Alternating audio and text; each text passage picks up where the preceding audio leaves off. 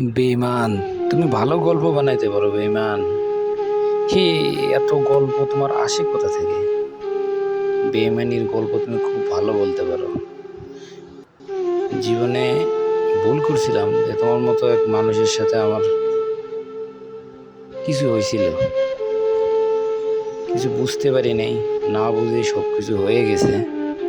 যাই হোক, বেঈমানির ফল তুমি একদিন না একদিন ঠিকই পাবা, কিন্তু সেদিন হয়তো বা তুমি আমার না পাইতে পারো, পাবে না কোনোদিন, কিন্তু তোমার বেঈমানির ফল তুমি ঠিকই পাবা।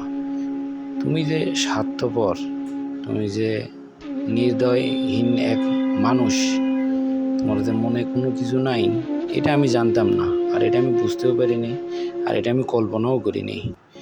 আর তোমার মন যে এত ছোট, এটা আমি ভাবতেও পারিনি। আর মানুষ যে এত খারাপ হয়, এটা তোমাকে না দেখলে বোঝা যাবে না। আমি আমার মতো করেই থাকতে চাই, আমার মতো করেই বাঁচতে চাই, আমার মতো করে আমি জীবন চালাইতে চাই, কিন্তু তোমার মতো লোক যেন আমার সামনে কোনোদিন না আসে, না পড়ে, আল্লাহ যেন না দেখায় আমাকে। পরিশেষে তুমি ভালো থাকো।